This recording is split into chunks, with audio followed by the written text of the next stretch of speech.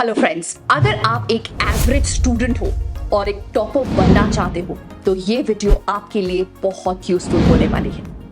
इस वीडियो के अंदर मैं आपको बताने वाली हूँ कुछ बहुत पावरफुल हैक्स। ये ऐसे स्टडी हैक्स है, अगर आपने इन हैक्स को अप्लाई कर लिया then definitely your study game will change forever. एक एवरेज और टॉपर के बीच में छोटा सा डिफरेंस होता है और वो होता है focus, consistency, self discipline and will power का। इन चीजों पे कैसे वर्क किया जाए कि आप और आपका topper friend exactly same marks ला पाए। Let's begin with the video and सी।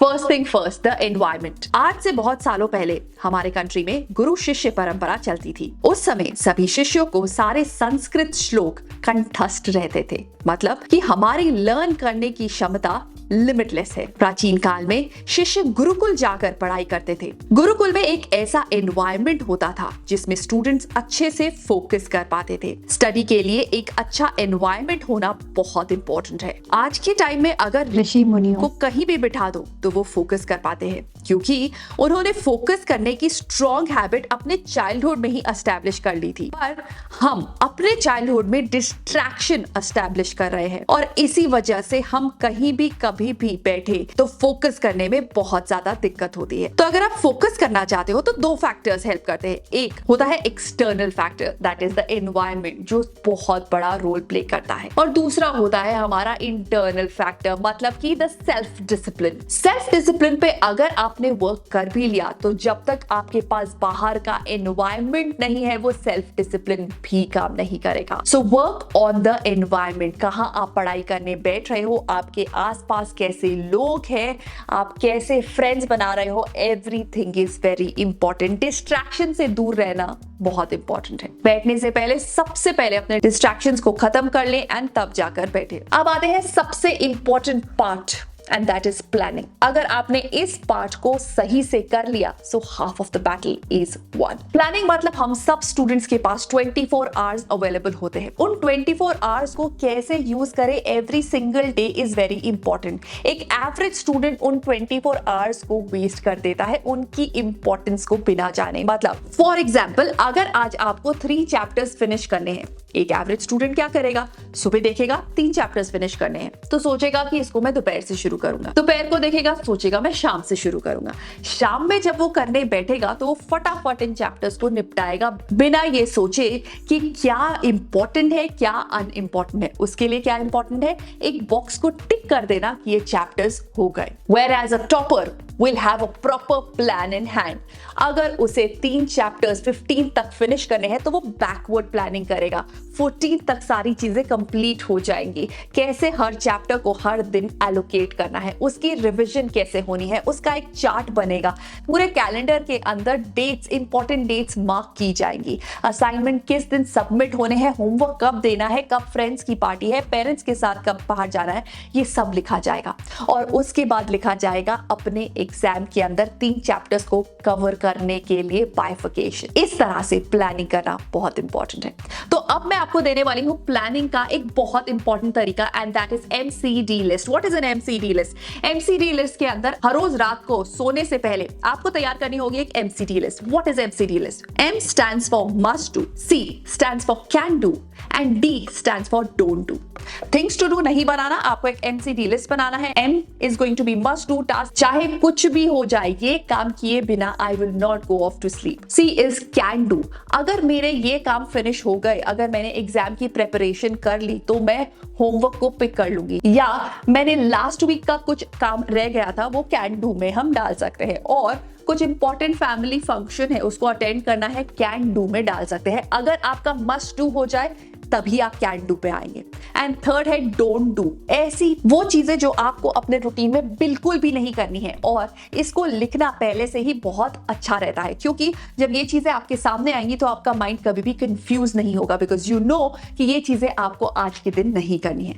इसके अंदर हो सकता है स्क्रोलिंग ऑफ इंस्टा रील्स, हो सकती है, हो सकता है कुछ ऐसा चैप्टर जिसकी इंपॉर्टेंस बहुत ज्यादा नहीं है बट आप उस पर ऑलरेडी बहुत टाइम स्पेंड कर चुके हो, तो उसको अवॉइड करना इस टाइम पे बहुत इंपॉर्टेंट है। ये MCD लिस्ट के अंदर आप लिखेंगे इंपॉर्टेंट थिंग्स जो आपको करनी है, नहीं करनी है, जरूर करनी है। और याद रहे जब भी प्लानिंग करनी है तो वो पेपर पे करनी है, कभी भी प्लानिंग सिर्फ माइंड में नहीं करनी है, it has to come on the paper. A very very important point for all of you, all the students, is to learn slowly. Learn करना एक आर्ट है जिसको आप जल्दी जल्दी करके नहीं खत्म कर सकते हैं। सो हम लोग इमेजिन करें कि आप एक डिटेक्टिव हो who is trying to solve a case and not just taking a box. मतलब कि अगर आप भी सिर्फ किसी भी चैप्टर को पढ़ने के लिए सिर्फ पढ़ रहे हो तो वो आपको कभी भी मार्क्स नहीं लाके देगा और आप हमेशा एक एवरेज स्टूडेंट ही बन के रह जाओगे। तो अगर आप एक टॉपर बनना चाहते हो तो आपको ये रियलाइज करना है the art of learning slow.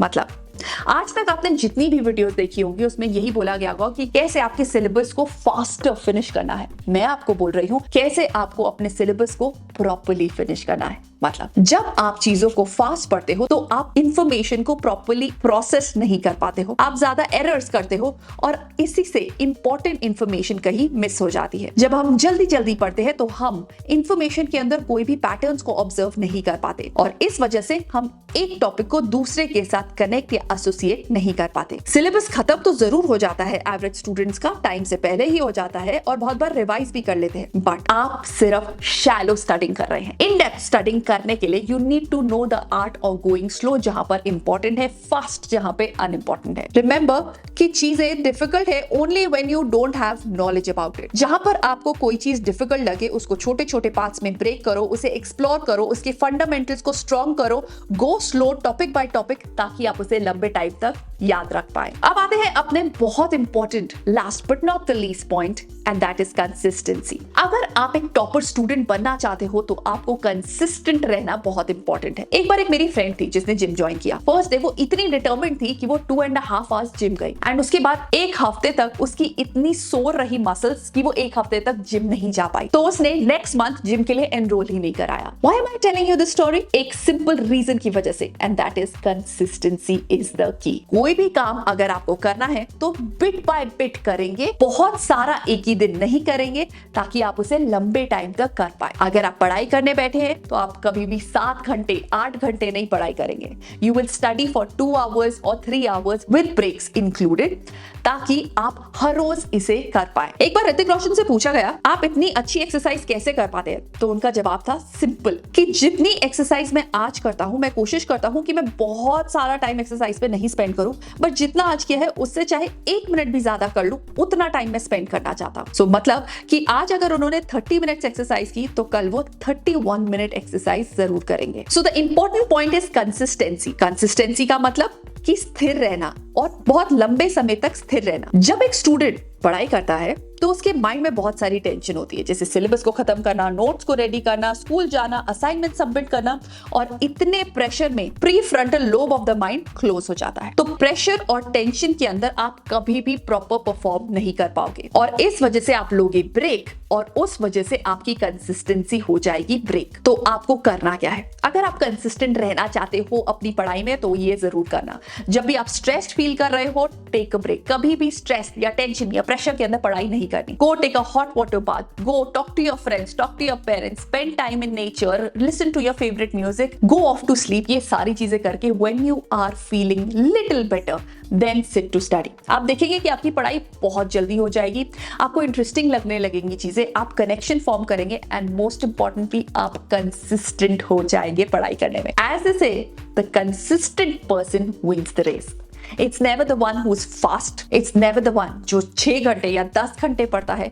It's always the one जो consistent रहता है will win the race. Let me know in hacks के अंदर से आपका कौन सा फेवरेट हैक है और कौन सा हैक ऐसा है जिसको आप अप्लाई करेंगे पढ़ाई करते time. With this, I'll take your leave and I'll see you in my next video. Do let me know if you like this video and अगर आपको ये वीडियो अच्छी लगी, do watch this video. Alright? I'll see you in my next video. Till then, take care of yourself and stay super duper productive. Bye bye. Subscribe for more such videos.